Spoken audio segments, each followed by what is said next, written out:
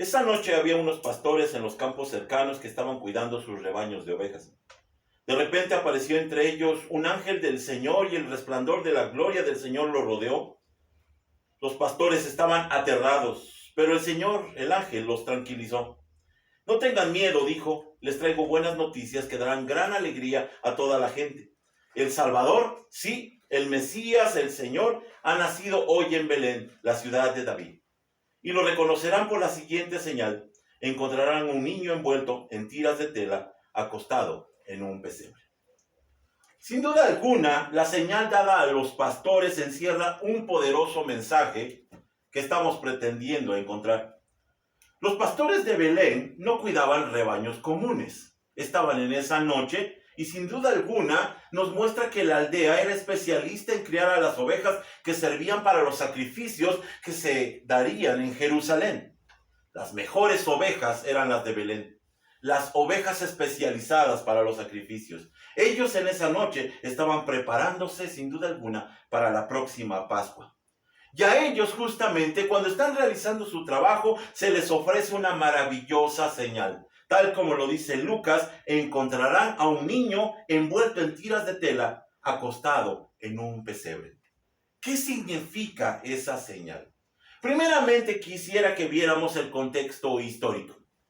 Fue gracias al edicto imperial que José y María tuvieron la necesidad de ir hasta su lugar de origen, a viajar hacia su ciudad natal, y tuvieron que emprender ese peligroso viaje. Y lo decimos así porque ella estaba embarazada en su última fase. Incluso podemos nosotros especular que posiblemente el cansancio de ese viaje fue el que provocó su alumbramiento. Ellos tenían que estar en Belén porque eran descendientes del rey David, justamente de la línea genealógica de donde tendría que venir el Mesías.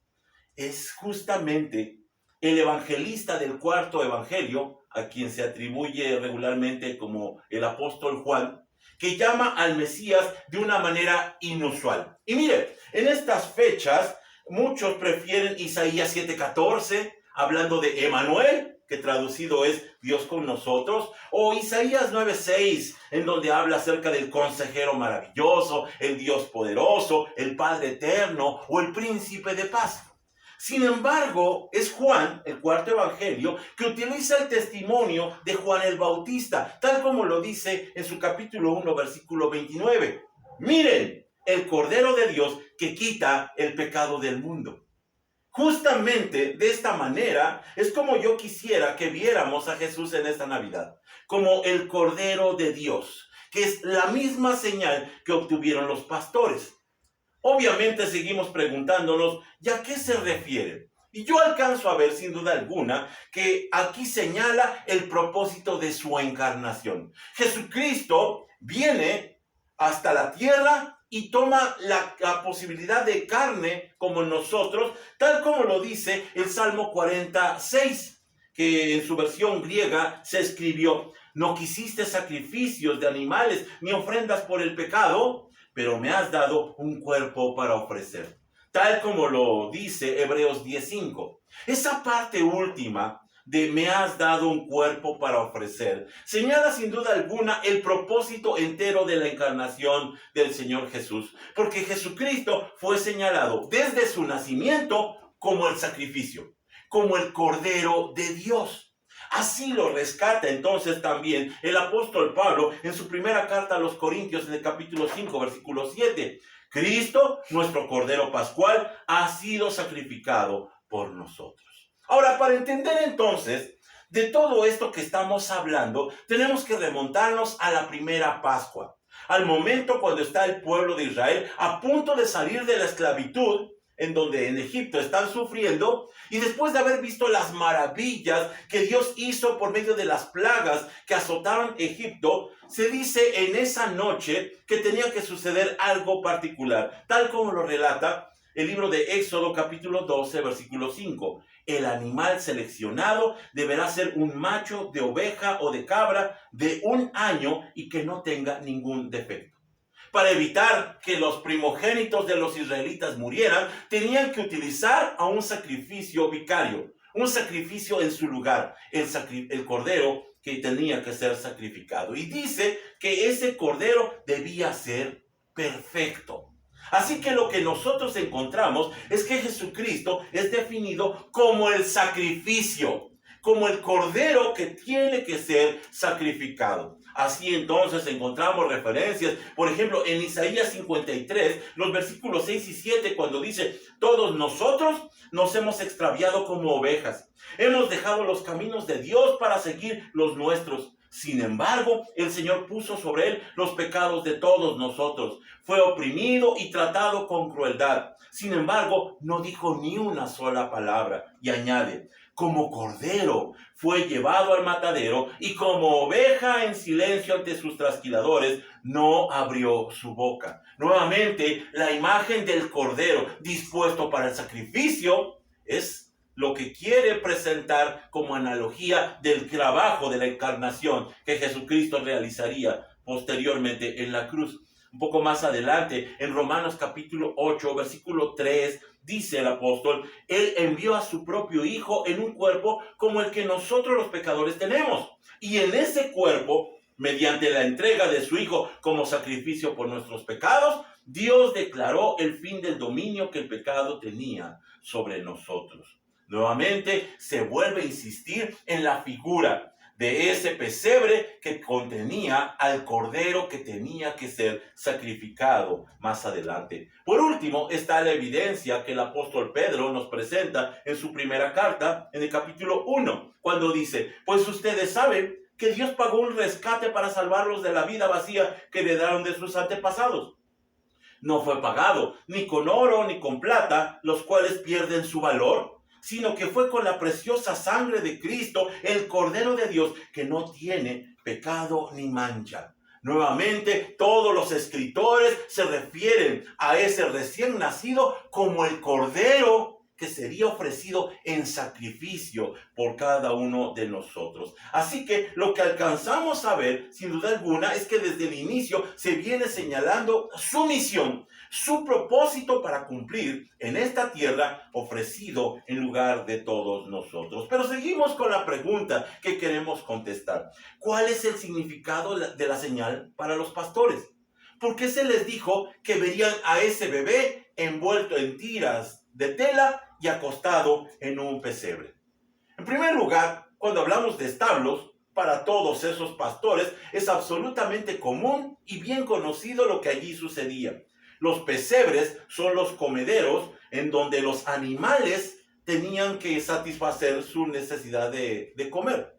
Y estaban hechos regularmente de piedra, no como pensamos en ocasiones que es de madera, sino que más bien eran tallados en la roca, porque tenían una intención no solamente de servir para comer para los animales, sino también para proteger a los corderos recién nacidos, que eran elegidos, seleccionados de acuerdo a su perfección, y eran envueltos en tiras de tela y puestos en este lugar para que no peligrara su vida. Tenían un trato especial porque serían justamente la víctima que sería ofrecida más adelante en el templo de Jerusalén.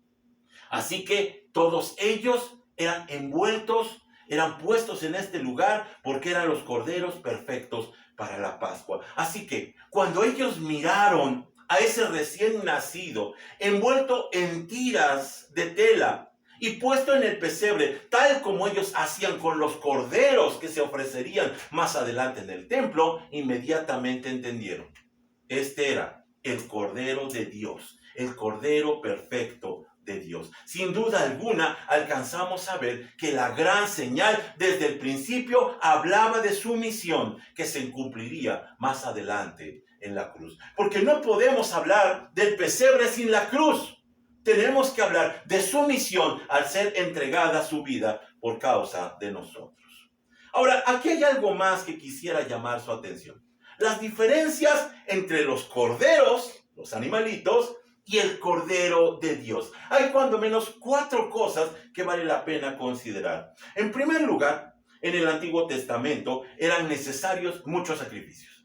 constantemente, anualmente. Se tenían que ofrecer muchos corderos para satisfacer entonces la ira de Dios y que no terminara destruyendo a su pueblo o alejándose su gloria de este lugar de Jerusalén. Sin embargo, cuando es presentado el Cordero de Dios, Juan el Bautista dice que es uno solo. Solamente uno bastaría para terminar con toda esta historia de pecado que hasta el momento no se había solucionado. La gran diferencia entre los corderos y el cordero es que sería el único sacrificio. En segundo lugar, en el Antiguo Testamento era cada israelita necesario que llevara su propio cordero. El padre proveía el cordero de la familia y entonces ya quedaba su familia cubierta en esta necesidad de expiación. Es justamente Jesús quien es provisto por el Padre. Dios provee su propio cordero. Y aquí vemos un reflejo maravilloso de Génesis capítulo 22, en donde en esa plática que se genera entre Abraham e Isaac cuando van rumbo al monte Moria, le presenta Isaac: Padre, tenemos el fuego, tenemos la leña, pero ¿dónde está el cordero? ¿En dónde está el cordero que va a ser sacrificado? Y lo que dice entonces Abraham es profético. Tal vez sin que él lo sepa, dice simplemente: el cordero, hijo mío, lo proveerá Dios. Así que Dios provee su cordero para su sacrificio. En tercer lugar, los animales también podemos decir que solo cubrían temporalmente los pecados. Es decir, solamente un momento hacían que estuvieran ceremonialmente puros ante Dios. Y con esto se evitaba, con muchas formas, este asunto de que pudiera generarse que la gloria de Dios se separara del pueblo y abandonara, por supuesto, el templo de Jerusalén. Así que los corderos solamente cubrían ceremonialmente los pecados. Pero el Cordero de Dios, aquel que es presentado por Juan el Bautista, dice que quita el pecado del mundo. Así que hay un completo contraste entre los corderos, los animales sacrificados, y el Cordero de Dios, que acaba completamente con el asunto del pecado, tal como lo dice Hebreos 10:4. Pues no es posible que la sangre de los toros y las cabras quiten los pecados. Y otro más, en primera de Juan 3:5, ahora el apóstol dice: y ustedes saben que Jesús vino para quitar nuestros pecados, y en él no hay pecado. Así que se terminaría de una vez por todas este asunto del pecado para el pueblo y para toda la humanidad. Y en cuarto y último lugar, la última diferencia es que los sacrificios levíticos de todos esos animales solo servían por un pecado concreto. Podía ser por un problema de haber tocado a algún muerto, haberse contaminado ceremonialmente. Pero cuando hablamos del Cordero de Dios, quita el pecado del mundo. Todo pecado es anulado y entonces ya no hay nada más de qué preocuparse. Qué bendecidos estamos con este nacimiento. Qué bendecidos cuando nosotros reconocemos que el Señor llegó a nuestras vidas y cambió todas las cosas. Qué bendecidos cuando rescatamos ese mensaje maravilloso que nos presenta la palabra de Dios, de Jesucristo, como el Cordero de Dios. Concluyo con lo siguiente. El mensaje de la Navidad sin duda está incompleto si no mencionamos que Cristo es el Cordero de Dios. Cuando nosotros llegamos a este punto, entonces entendemos el mensaje completo de la Navidad y de la encarnación. Quiero terminar con esta narración que el evangelista Luis Palau contaba. Se llama El sueño de un ministro en Navidad. Y dice así: se dice que era la mañana de la Navidad y este ministro se había quedado dormido en su despacho y soñaba. Soñaba en un mundo. Soñaba con un mundo en el cual no había nacido Jesús. En su sueño creía que estaba en su casa, pero no podía ver dentro de ella los acostumbrados adornos navideños. Al mirar alrededor de su casa ese 25 de diciembre, no veía a los niños animados, gozándose de la Navidad. No sentía en su casa la presencia de Jesús para consolar, alegrar y salvar. En su sueño recorrió las calles de su ciudad y para su asombro no encontró iglesias. iglesias que predicaran y proclamaran el mensaje de Jesús. Volvió a su casa y se sentó en su biblioteca y notó que todos los libros que hablaban del maestro de Nazaret habían desaparecido. Sonó el timbre de la puerta y un joven le rogó que fuese a visitar a su pobre madre que estaba muriendo. Inmediatamente se levantó y se fue con el desconsolado hijo para reconfortar a la madre. En su sueño, al llegar a la casa, se sentó a la cabecera de la cama y le dijo a la anciana que agonizaba: «Tengo algo que podrá consolarle». Pero en su sueño, al abrir la Biblia para buscar una promesa de Dios para ella, no la encontró. Para su asombro, el Nuevo Testamento no existía en la Biblia. La Biblia terminaba en Malaquías y no había evangelios, no había epístolas de Pablo ni de Pedro. Así que lo único que pudo hacer fue inclinar su cabeza, llorar con la madre y, lleno de amargura y desconsuelo, decirle a la anciana: «Señora, no hay esperanza para el más allá». 2 días después, continuaba en su sueño, se encontraba junto al ataúd de la mujer celebrando sus exequias y no encontró ningún mensaje de consuelo ni palabras que hicieran referencia a la resurrección de los muertos. No tuvo palabras que consolaran a los parientes hablando de un cielo nuevo o un cielo abierto, sino que solamente tuvo que decir: polvo al polvo, cenizas a cenizas y una larga y eterna despedida, porque no hay esperanza. Finalmente se dio cuenta que Jesús no había venido y comenzó a llorar amargamente en su desventurado sueño. Pero de pronto despertó y un gran grito de alegría salió de sus labios cuando oyó cantar al coro de su iglesia. El canto decía estas palabras: «Venid, fieles todos, a Belén marchemos, de gozo triunfantes, henchidos de amor, y al Rey de los cielos contemplar podremos. Venid, adoremos a Cristo el Señor». No era cierto el sueño de este hombre. Cristo vino al mundo y cumplió la promesa de Dios. Así que alegrémonos en esta Navidad, porque ya vino el Cordero de Dios.